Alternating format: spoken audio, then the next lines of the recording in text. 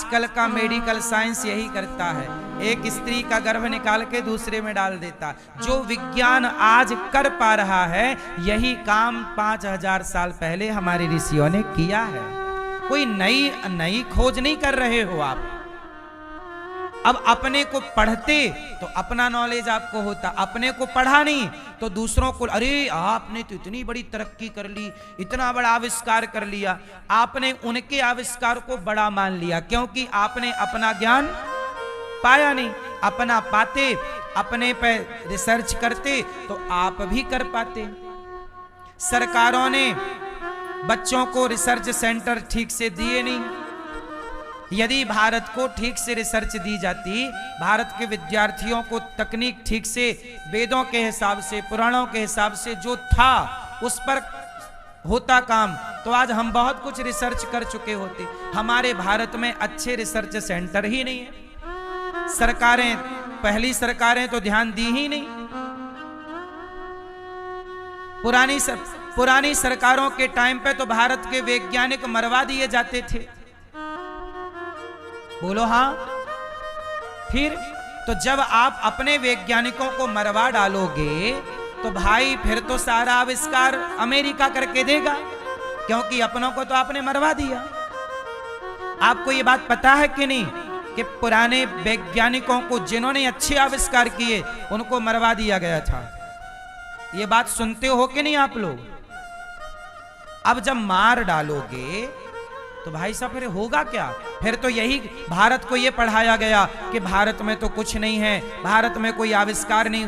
अरे किया था, सरकारों ने मरवा दिया, पुरानी सरकारों ने। अब तो वर्तमान सरकार थोड़ा इसरो को आगे बढ़ा रही है। बताओ, इसके पहले इसरो को जानता कौन था? भारत की है ना इसरो, इसरो ही नाम है इसके। वर्तमान मोदी जी से पहले इसरो को कौन जानता था बताओ? जब मोदी जी ने बताया चंद्रयान 2 लॉन्च हुआ, चंद्रयान लॉन्च हुआ, तब हम लोगों ने जाना कि यार ये इसरो है, ये भी हमारे यहाँ चल रहा है, टेक्नोलॉजी हमारे पास भी है। इसके पहले तो नहीं जाना कोई। क्यों? क्योंकि उसके बारे में प्रचार नहीं, वैज्ञानिकों को पीठ नहीं थपथपाई आपने कि भाई आपने अच्छा किया, चलो हम आपके साथ हैं। भाई कोई अच्छा करे तो आप उसको सहानुभूति तो दो, आप उसे मार डालोगे तो खत्म। इसलिए हमारे सनातन में सब चीज है। इसलिए अपने सनातन को गाली मत दो, अपने को रिसर्च करो, अपने को पढ़ो, अपने इतिहास को जानो। आज सनातन की हालत ये है, बच्चे स्कूल जाते हैं, यदि वो तिलक लगा के जाएं, कलावा पहन के जाएं, गले में तुलसी की माला पहन कर जाएं, तो लोग उतरवा देते हैं। अभी नीट के एग्जाम हुए, नीट के, और बहन ने बताया कि कलावा, माला, तिलक बच्चों के उतरवा दिए। क्यों?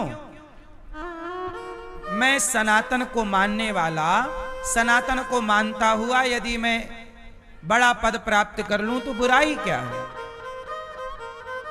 क्यों? सनातन से नफरत नहीं होनी चाहिए। सनातन सबको लेकर चलने वाला धर्म है। इसलिए सरकारों को इस बात पर ध्यान देना चाहिए कि बच्चों से स्कूल में तिलक ना हटवाया जाए, एग्जाम के टाइम पर कलावा नहीं। भाई एग्जाम ले रहे हैं, कलावा से आपको क्या लेना देना, तिलक से क्या लेना देना, माला से? भाई मेरी आस्था है, क्या दिक्कत है? और सनातन की यही परंपरा, हमारे मंदिरों में भगवान के माथे पर तिलक है, और ये राष्ट्र सनातनियों का राष्ट्र है। हम किसी और के देश में तो रह नहीं रहे हैं। क्यों भाई?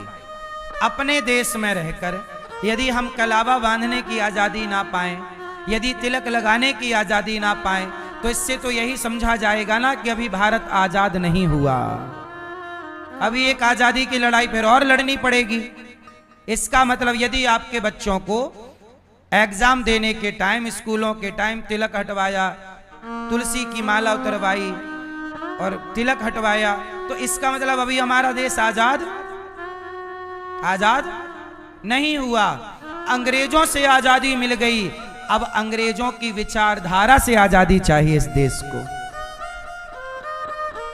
अभी आजादी नहीं हुई, आजादी अभी अधूरी है। अटल जी ने कहा था आजादी अभी अधूरी है। अटल जी को पता था कि कलावा उतारने की परंपरा है, तो कह दी उन्होंने कि आजादी अभी अधूरी है। तो फिर एक बार और हमें आजादी की लड़ाई लड़नी पड़ेगी और देश की सरकारों से ये आजादी पानी होगी कि सरकारों से निवेदन है कि बच्चों को स्कूल में तिलक लगा के भेजें। धोती कुर्ता पैंट शर्ट का पहनावा अंग्रेजों का है। अच्छा बताओ, पैंट शर्ट भारत का पहनावा है कि अंग्रेजों का? तो अंग्रेजों का पहनावा हम क्यों पहने? सनातनियों का पहनावा धोती कुर्ता है। हमारे देश के महापुरुषों ने जब लड़ाई लड़ी तो पैंट शर्ट पहने। आजकल तो टाई लगाते हैं, टाई। अरे अंग्रेजों ने टाई इसलिए लगाई थी क्योंकि अंग्रेज मतलब वहां पर अमेरिका में, इंग्लैंड में सर्दी ज्यादा पड़ती है, 12 महीने ठंडा मौसम, तो वहां के लोगों की नाक बहुत बहती है, तो नाक बहने के लिए उनको कपड़ा रखना पड़ता। तो जेब से बार बार रूमाल निकालने में दिक्कत, तो गले में एक नक पुछनी टांग लेते थे। तो जैसे आप लोग टाई कहते हो, वो नक पुछनी है, उसी को फैशन बना दिया। भारत के बच्चों को टाई पहना के भेज रहे हैं। अरे वो नक पुछनी भारत में का है? भारत में तो 45 टेम्परेचर गर्मी है, 48 टेम्परेचर चल रहा है कहीं कहीं, यहां नक पुछनी की क्या जरूरत है? पर भारत का लड़का नक कुछ नहीं लेके जा रहा है, यहां तो नाक नहीं बह रही है 24 घंटे। लेकिन अब वो अंग्रेजों का, अंग्रेज गुलाम बनाए 200 साल तक, तो अंग्रेजों की नक कुछ नहीं यहीं छोड़ के चले गए अंग्रेज। और अंग्रेजों की नक कुछ नहीं मतलब टाई आजकल के छोरा छोरी पहन के जा रहे हैं स्कूल, कह रहे हैं हम जेंटलमैन हैं, पढ़े लिखे। खाक पढ़े लिखे हो, गधे हो तुम। अंग्रेजों का पहनावा कॉपी कर लिया। जो अपना पहनावा छोड़ के दूसरों का पहनावा कॉपी कर ले, वो समझदार है कि बेवकूफ है? आप बताइए, उत्तर दो। तो क्यों बेवकूफ बनना? ये सरकारों को ध्यान रखना चाहिए, सरकारों को रोक लगाना चाहिए कि भाई अंग्रेजों की टाई हम क्यों लगाएं। हमारे यहां टाई लगाने वाला अपने को बड़ा होशियार समझता है, हम लोग तो समझते हैं कि नक कुछ नहीं टांग के आ गया। तुम्हारी नाक बह रही है क्या? फिर वहां इसके स्कूलों में उनकी मां टाई मतलब नकपुछनी गले में लटका के भेजती, बेटा तुम्हारी नाक बहे तो पहुंच लेना इससे। अब वही परंपरा यहां के बच्चे फॉलो कर रहे हैं। मतलब कहते हैं ना, कौआ कान ले गया, कौआ कान ले गया तो कौए के पीछे भाग गए। कौआ, अरे कान तो चेक कर लो है कि नहीं। नकल करने में भी अकल लगती है। अंग्रेज लोग कोट पहनते हैं, कोट क्यों? क्योंकि वहां सर्दी रहती है 12 महीना और सर्दी में मोटा कपड़ा चाहिए। और भारत में 48 टेम्परेचर है और बाबूजी कोट पहन के घूम रहे हैं। यहां काहे कोट पहने हो भाई? यहां तो गर्मी है। भारत में तो पतले कपड़े पहनने की परंपरा है ना, कॉटन। गर्मी बहुत है यहाँ, तो एक कोट यहाँ थोड़ी चलता है। लेकिन अब चूंकि अंग्रेजों की कॉपी तो करनी है, तो गर्मी में भी पहने हैं कोट। बह रहा है पसीना, खुजाए जा रहे हैं, पर कोट नहीं उतारेंगे।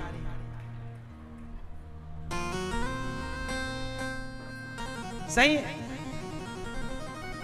मतलब अक्कल नाम की चीज नहीं है, नकल करना है बस। अरे नकल करनी थी तो झांसी की रानी की कर लेते। हमारे शिवाजी और महाराणा प्रताप और तात्या टोपे, इन लोगों ने जब युद्ध लड़े, लड़ाइयां लड़ी, तो बताओ पैंट शर्ट पहन के लड़े के धोती कुर्ता पहन के लड़े? जोर से। महापुरुषों के पहनावे को आपने कॉपी नहीं किया, उन बलात्कारी अंग्रेजों के पहनावे को कॉपी किया जिन्होंने तुम्हारी बहनों की, बेटियों की, माओ की इज्जत लूटी। उन गद्दारों के कपड़े को तुमने फॉलो कर लिया। मैं आज तक पैंट शर्ट नहीं पहना, मैं भारत का रहने वाला हूं, अपने पहनावे से प्यार करता हूं। देखो मैं धोती कुर्ता पहनता हूं, ये भारत का प्राचीन पहनावा है। मैं बलात्कारियों का पहनावा नहीं पहनता, केवल कह नहीं रहा हूं, फॉलो कर रहा हूं, तब कहने की ताकत रखता हूं। बोलो हां। नकल करने में अक्कल लगती है, पर अक्कल तो है नहीं। कितने लोग मेरी बात से सहमत हैं कि ये नकपुछनी का परंपरा नहीं होनी चाहिए भारत में? भाई भारत में, भारत का कल्चर हो प्राचीन के अंग्रेजों का। आज स्कूलों में बच्चे सब अंग्रेज, सबको अंग्रेज बनना। अब तुम कहते हो मेरा बच्चा सुनता है, हमारे भारत में श्रवण कुमारों की कथाएं हैं, राम जैसी मर्यादाएं हैं, और राम जैसी मर्यादा, श्रवण कुमार जैसी मर्यादा को भला अंग्रेज क्या बताएंगे?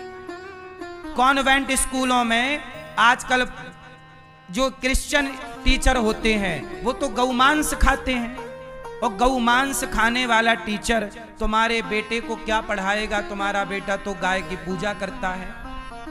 इसलिए कहा ब्राह्मण क्षत्रिय वैश्य शूद्र, ब्राह्मण को पढ़ने पढ़ाने का अधिकार है। ब्राह्मण पढ़ाएगा, जब चाणक्य पढ़ाएंगे तो चंद्रगुप्त सम्राट बनेगा। ब्राह्मण पढ़ाता था तो सम्राट बनाता था। आजकल तो पढ़ के भी तुम बन क्या रहे हो? नौकर। पढ़ के क्या कर रहे हो? नौकरी। तो तुम्हारी शिक्षा ने तुम्हें नौकर बनाया है, जबकि सनातन की शिक्षा ने सनातनियों को सम्राट बनाया है, महान बनाया है। इसलिए अब तुम सम्राट से नौकर की तरफ आ गए, तुम्हें अक्कल नहीं, समझ नहीं, तो हम क्या कहें? इसलिए अपने धर्म को, अपनी संस्कृति को, अपने संस्कारों को पढ़ो, अपने सनातन को पहचानो। सही है गलत है? माथे पर तिलक लगाओ गर्व से, धरा ये जिस पर कहते हैं ना, आज विदेशी लोग आते हैं और विदेशी लोग, अंग्रेज लोग तिलक लगा रहे हैं, वो लोग गीता पढ़ रहे हैं, और तुम अपने लोग, विदेशी महिलाएं आती हैं और वो साड़ी पहन रही हैं, तिलक लगा रही हैं, हरे कृष्णा हरे राम जप रही हैं, राम राम जप रही हैं, और तुम स्कर्ट पहन के घूम रही हो। भारत की लड़की अंग्रेजों को फॉलो कर रही है, और अंग्रेजन भारत की विदेशों में भी भारतीय ढंग से विवाह होने लग गए, हल्दी चढ़ने लग गई, तेल चढ़ने लग गया, मंडप करने लग गया, विवाह। वहां के लोग जानते नहीं विवाह क्या होता है, लेकिन ये सनातन को कॉपी कर रहे हैं। हम अपने को भूल गए, हम उनको कॉपी कर रहे हैं, और वो सनातन को कॉपी कर रहे हैं। सनातन क्या है ये समझ गए होते ना, तो ये भारत की दुर्दशा ना होती।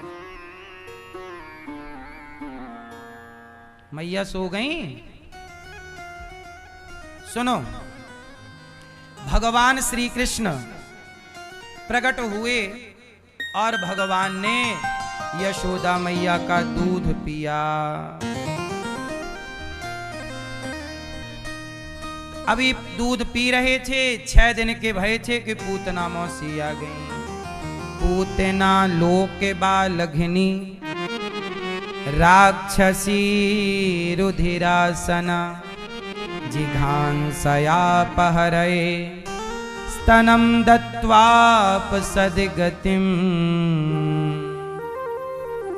पूतना, पूतना लोके बालघिनी, पूतना छोटे छोटे बच्चों को मार मार के खाती है। पूतना आई प्रभु को मारने के लिए,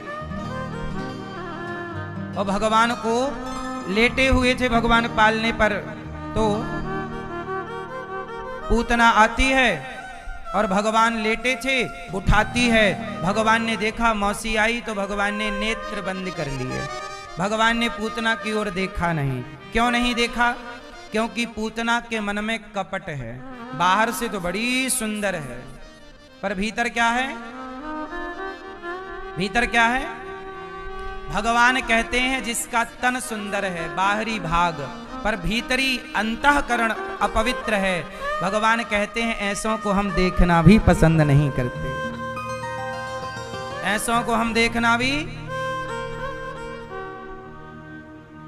जो भीतर से पवित्र है। पूतना बाहर से बड़ी सुंदर, भीतर कपट। इसलिए कहता हूं जब भगवान के समीप जाओ तो अपने कपट का त्याग करके जाओ, क्योंकि भगवान उसे नहीं देखते जिसके भीतर कपट है। निर्मल मन जन सो मोहि पावा, और मोहि कपट छल छिद्र न भावा। भगवान किसे देखते हैं? जोर से, निर्मल मन को। इसलिए बिना कपट के, बिना छल के ईश्वर का चिंतन किया करो। निष्कपट। क्या करोगे? कैसे बनोगे? निष्कपट बनो। पूतना आई, भगवान ने नेत्र बंद कर लिए और भगवान को उठाया, दूध पिलाने लग गई। पूतना के थोड़ा जहर था, जहर भर के लाई ना, जहर पिया, दूध पिया, प्राण पीने लगे। पूतना चिल्लाई, बालक छोड़ दो।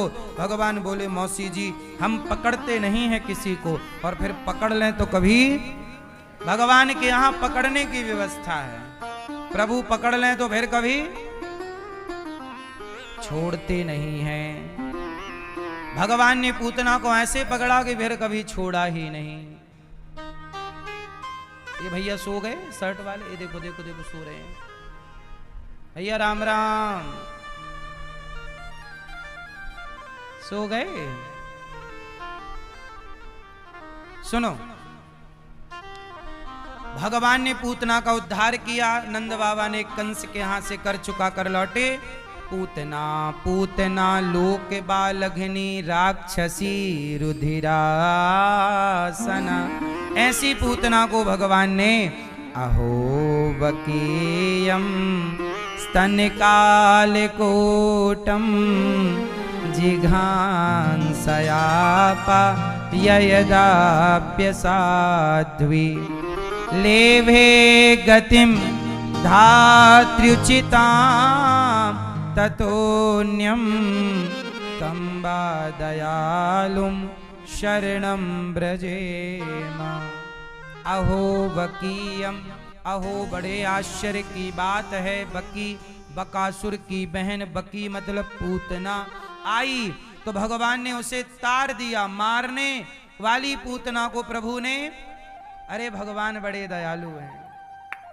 जब भगवान दयालु हैं जब पूतना को तार दिया तो भक्तों ने कहा, प्रभु हमने क्या बिगाड़ा है। हे प्रभु,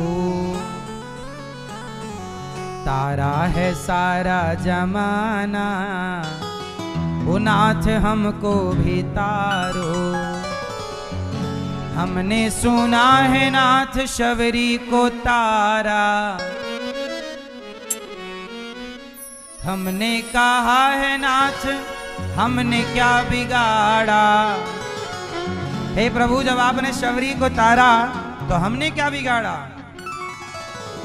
हमने सुना है नाथ शबरी को तारा। अच्छा, शबरी को तारा तो बहाना क्या बनाया, वीरों का करके बहाना। तो हमारे लिए भी कर लो ना कोई बहाना, वो नाथ हमको भी तारो। तारा है, तारा है।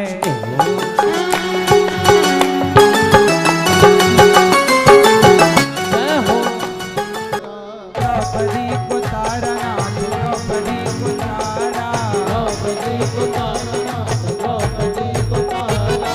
हमने सुना है नाथ द्रौपदी को तारा। भगवान नाम रखते हैं गर्गाचार्य जी, यशोदा तेरे बेटे का नाम होगा कृष्ण, कर्ष्यति कृष्ण, और ये रोहिणी के पुत्र का नाम होगा राम।